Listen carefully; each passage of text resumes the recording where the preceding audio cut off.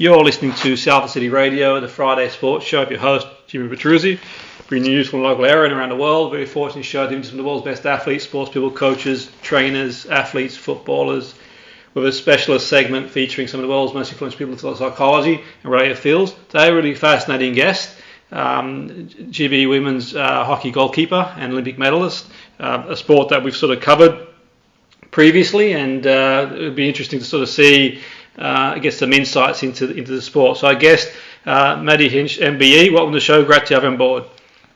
Hi, thanks for having me. Thank you, Maddie. Maddie, so we start from the beginning. What inspired you to go into to hockey? What was your sort of inspiration to get into hockey? Interesting actually. It was not something I ever kind of saw myself doing. I joined a school in the middle of the summer term, so I was actually playing rounders, and right now it's just ridiculously dramatic in a rounders field, diving around in the field. And someone said to me, "Hey, we think you should be the hockey goalie for us next term." And of course, I was the new kid, and back then not many people wanted to be the goalkeeper. Very different these days. But handed the big bag, and off I went, and I've not really looked back. Yeah, and what would you say your sort of most memorable moment? I mean, obviously, so I'm sure there's many of them. We could do a full show on memorable moments. What would you say was being sort of your highlight of your sort of the highlight of your career to date? I mean, I think most people would expect me to answer that question with saying, the Olympic gold medal, of course. But I've been very fortunate. I think the only goal that I couldn't get my hands on in the end was a World Cup one, and we've won everything else. So I've had a career that's been like fairy tale stuff. But I have to say the biggest highlight for me that really hits home is the day I made my GB debut. It was the day I earned myself a professional contract off the back of the performance. It was the day I got myself into the system and then was surrounded by the people best in the business, and we're able to take my game to the next level. And it's the day I kind of proved to so many people that I was where I belonged, and proved to myself that I could do this at the highest level. So my debut is still to this day the absolute highlight of my career. Absolutely. And just for our listeners, what's it like to win? I mean, obviously, it's I'm sure it's difficult to describe. It's quite a subjective experience. So what's it like to sort of, win a medal? What's the experience? What's the sort of feeling like to sort of be, to compete at the very highest level against the best in the world and sort of win a medal? Very, very unique. I think I'll struggle in the rest of my life to replicate that feeling and emotion that comes with competing at Olympic Games. And it's almost like you're in a bit of a movie scene. It doesn't ever really feel real, and even when you're outside of it, you're looking at the highlight reels and thinking you're a bit of an imposter to those moments, because that couldn't have been me. I think it's a lifestyle that I've been very fortunate to live, and to also have had the journey that I've had, because so many athletes can dream of these moments and never quite get there. I've had so many amazing highs, of course, many incredible lows that come with the job. It's a bit of a roller coaster ride in elite sport. It's emotion that I think is hard to replicate in any other life. I've obviously recently announced my retirement from the international stage, so I'm making that next step now to that next chapter in my life, and I think I'll find it hard to maybe try and repeat. So off to find something new and park that previous life, but one I'm very proud of, and I've left a legacy that I know has inspired many to want to go on and achieve what I have. Absolutely. And speaking of sort of like, moving on, so the next chapter, so to speak, I mean, what sort of, do you feel that the skills you've acquired at playing sport at the very highest level, do you feel you've got like transferable skills that you can apply to other areas as well on your sort of... Absolutely. It's partly why, obviously, with this campaign with Skips and Building Society, it's part of the reason that it kind of aligns so perfectly with who I am, not just with where I'm at in my career now, but who I am as a person and what my strengths are. And one of the things that I guess spoke to me straight away with this is that you've got to be disciplined, you've got to create daily habits, you've got to kind of seek to have those little wins along the way, you've got to be a little bit competitive with it, you've got to take it on. All this sort of stuff is what I've had to do for the 15 years, and I've had to try and do to my best ability every single day, and I've got to find that consistency and habits, and just go after it attitude has essentially got me to where I am. So now I'm in this next stage of my life, and of course I'm not chasing Olympic gold medals, but I'm also trying to win the life's daily struggles, aren't I? And I've got to almost look at them as like little challenges and little opportunities to make myself feel better every day. Absolutely. Because my competitive nature will always be there. So this is the new challenge I now face.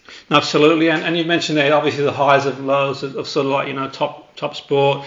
Of an athlete at the very highest level. I mean, it's been a very challenging few years for a lot of people the last few years around the world, basically. I mean, it's not unique just to the UK. I think generally speaking, people around the world have obviously struggled for one reason or the other. But in terms of yourself and your own role with Skipton Building Society, can you tell us a little bit more about that, what that role involves and sort of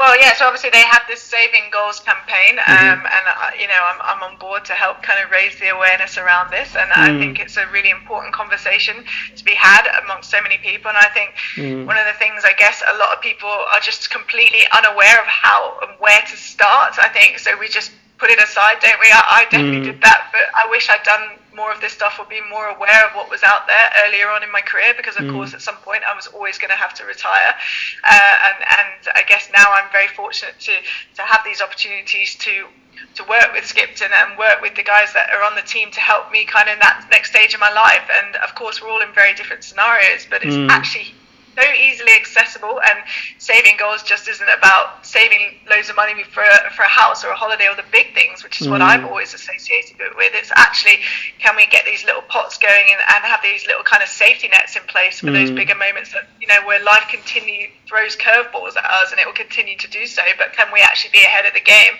and almost overly prepared so we don't have to face those stresses so often. So that's why it's a really nice campaign to be a part of, because I just think we're all in this difficult situation right now, but hopefully we won't be there forever, but we can create some nice habits and better understanding along the way. Yeah, and absolutely. And like you mentioned there, I suppose, saving, we kind of equate that with, say, a house, maybe a car or a vacation, but sometimes there can be like things like, maybe an MOT for the, that costs more than what we expect it to, or maybe it could be just, a bill that comes in out of nowhere. Is that sort of part of the plan as well, also to have that buffer really, just to sort of, for a rainy day, so to speak, as well? Yeah, I think so, and I think it's, again, just looking at what you're currently doing on a day-to-day basis. I think some of the awesome things that I've learned from the team at Skipton is that, okay, we do our teeth every day. We don't even think twice about it. But yet, we walk out of a supermarket and we'll probably, I do it, throw away the receipt, or not even request a receipt. But why don't we go home and actually take just a couple of seconds or a minute to look at it and say, where am I actually spending my money? Where could next week I actually save a bit? And then look at that as a bit of a challenge. Again, it goes back to my competitive nature. If I were to be with my boyfriend and say, okay, who's going to save the most this week? Right, it's game on, isn't it? And you're a bit like, okay, I'm going to do that. And then, again, when you win at something, you get a bit more motivation, you get a bit more determination to keep at it and strive for even bigger goals. But it has to start somewhere. You can't just keep being like, yeah, one day I'm going to do that, because ultimately, in the end, that never works out well. So just make a start and reach out to the guys at Skipton. I know, obviously, on their website, they're really easily approachable, lovely team. You can go into their branches and actually have face-to-face conversations, which is unheard of these days, and I think a lot of people don't like showing vulnerability when it comes to money or even having these conversations, but actually we're all exactly the same, we're all dealing with the same problems, so let's kind of work together to achieve these goals together, and that's where the likes of Skipton come in to kind of make it even easier for you. So and that's really interesting, and it's just a sort of like, I know you sort of mentioned there how people can sort of reach out, but just sort of for our listeners, like in terms of who might be interested in sort of knowing more, is there any sort of like website they can go to, or like as well if they just want to check things out online, or Yeah, skipton.co.uk, very easy to go on there, and I think you can have like live web chats with the guys, face-to-face chats, but like I say, you can also go into their branches. I think they have 78 branches, something like that, I don't know off the top of my head, but a lot. And people there to have a conversation and help, and they're the specialists, they're the ones that are wanting to make your money go as far as it can.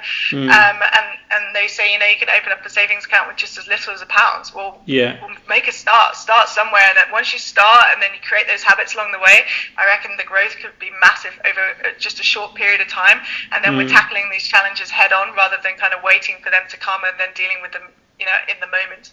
Absolutely, no, it makes sense, absolutely. And so just, I suppose one sort of final question, if anyone's sort of listening in, one of the things we aim to do on the show is sort of increase awareness and participation in sport as well. If anyone's sort of considering, getting into sort of hockey, which is a great sport, I know it's hard to give any advice, everyone's on their own sort of journey, but maybe, they might be a little bit nervous about getting involved. I mean, what would you say someone sort of starting out from the beginning, Maddie, who might be interested in sort of like playing hockey? Is there sort of any sort of words of wisdom you can sort of share to some of our listeners who might be listening in thinking, I'd like to get involved? They might not obviously go and achieve what you've achieved or what the GB team, but just getting involved and playing, I suppose, is an achievement itself. Is there anything you can sort of share with anyone listening in?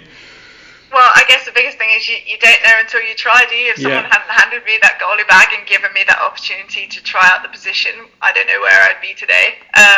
So obviously, I think you've got to give it a go and have no fear. And there's just so many positives that come with being part of a team sport, which I think is amazing. I've created a friendship circle, a community around me that I'll have for the rest of my life.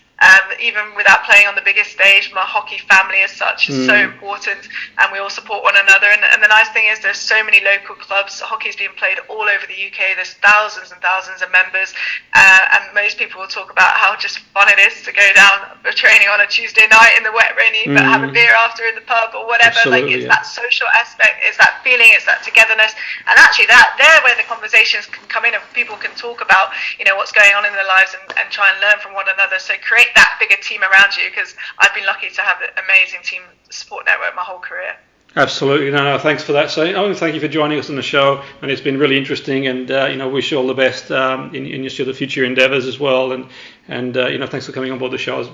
Maddie Hinch MBE, very kind to join us on the show. Salford City Radio, the Friday Sports Show, your host Jimmy Petruzzi, with news from Loglera and around the world.